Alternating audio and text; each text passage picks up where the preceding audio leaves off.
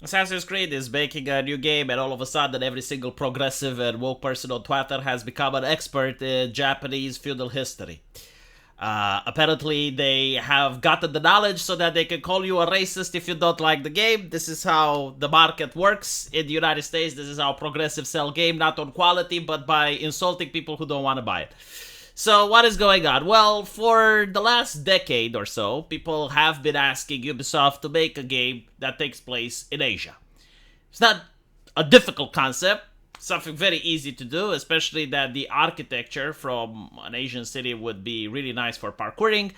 But they have autistically refused to do so until Ghost of Tsushima came out, and Ghost of Tsushima really upset the Wokies for many reasons. It's like, how can you make a game in Japan without hiring Asian people? That cannot be done. That is not humanly possible. That is racist. Blah, blah, blah, blah. Yeah, no, but actually that game sold. Apparently, when you upset the Wokies, you make money. Like, I wonder if companies will ever get that memo, but, those ESG bucks are very seductive as well, like Klaus Schwab and BlackRock bribing those corporations to make the entertainment they want is, very seductive indeed. I joke, I digress. The thing is, right, they finally make a game that takes place in Japan, and for all the talks about cultural appropriation and whatnot, they have decided to cast a black samurai as the protagonist. And this is a marketing tactic because they want people to get outraged. Like, they know what the market wants. Like, they have access to the same forums that you and I have. They go on the same internet that you and I have. And they know how people would react. And they want you to be upset because, you see, this is actually a real person. There has been an African samurai. They will claim that he is the most known in feudal Japan. No, he is not the most known. But he is pretty known. The thing is, the year is 2023. I would be hard pressed to believe that this is legitimately the story they wanted to do and it's not just to get more ESG money. Because this is the equivalent of trying to make a story about the American civil rights movement and Martin Luther King, and you play as a white guy.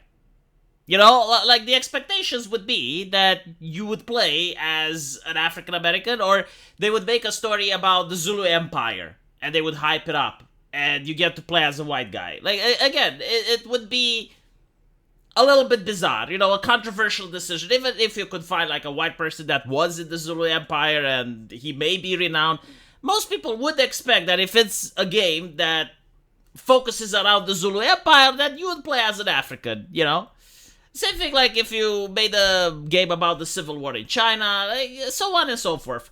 So this is why people are a little bit outraged. Again, this is on purpose, alright? Like, this is on design. They want you to be outraged so that you argue on Twitter with woke people, and it gets the game trending. This is free marketing. Like, they don't have to spend money on marketing. It gets the game to trend. People who don't know about the game notices it in their trending list just because twats are arguing on Twitter. So my advice is, don't argue about it. Because you're going to lose and you're not convincing anyone. It's like the people who are arguing against you probably don't even want to buy the game. They just want to score virtue points with their friends, and they're just going to say that you're wrong because this is a real character. I will tell you my thoughts about the game, okay? Knowing people from within Ubisoft, I do not believe that they have the quality writers in order to make an interesting story anymore. The fact that they're not bringing up some new and innovative gameplay or some new cool feature of the game, and the first thing they come up with is the skin color of the character, it means that that is literally their best foot forward. And they want to create the argument so that it promotes your game, because think about it this way. When is the last time you heard about an Assassin's Creed if it wasn't for like some outrage that was artificially generated? Like, the last one that I heard about was the one where you get to play as a woman in Greece. And that didn't make any sense because if you actually know about Greek history, you would know that women weren't there carrying swords on the battlefield. So that is the only time that people do hear about these games, is when they make the gender swaps or they talk about some racial issue. But other than that, you don't hear about, oh my god, they have this new gameplay mode installed, or they came up with this new innovative way where the graphics are mind-blowing. Like, no one talks about that because they're not there. The only thing that are there are microtransactions. That's where they invest most of their money in, to figure out how to milk you of every single dollar. That's where the actual innovation takes place. The main problem is the writing team, the one that made the first Assassin's Creed, isn't even there. They used to actually hire historians that would make absolutely sure that everything in the game was historically accurate. In fact, that was how they marketed the original. It was basically around the premise that, well, you know, like in history, certain characters went missing on the battlefield or died in tragic accidents. Well, what if the assassin was responsible for those? And they kept everything else as historically accurate as possible.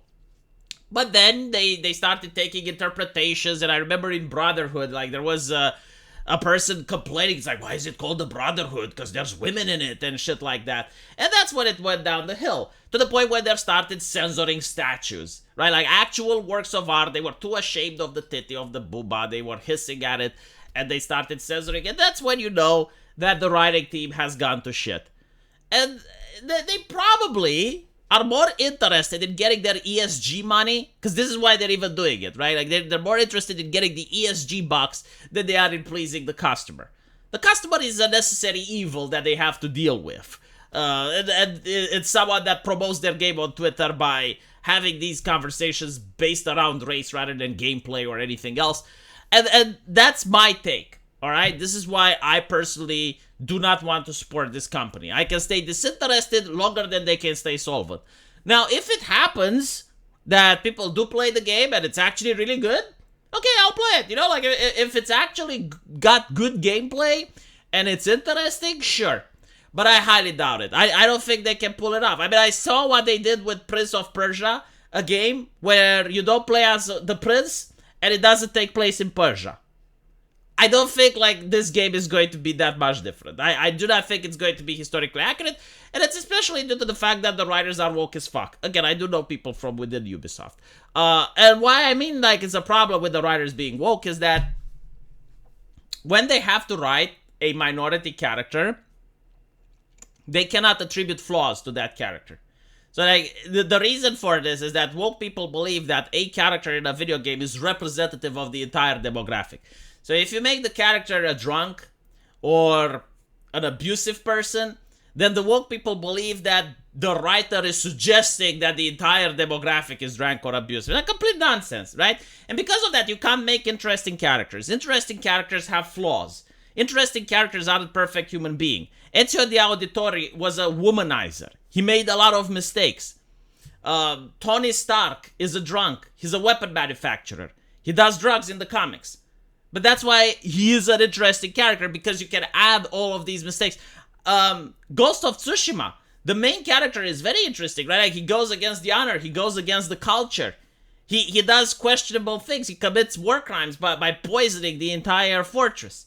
I assume there were women in there, but the game doesn't show it.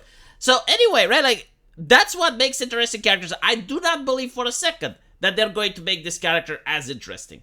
But again, if I'm wrong, and it turns out that, no, actually, it's good writing and, you know, maybe it has some new gameplay mechanics and features, I'm willing to give it a chance. I'll be like, okay, you know what? I made a video. I was wrong. I'll give it a chance and try it out. We'll see. Let me know what you guys think. And as usual, I will see you in the comment section. Take care.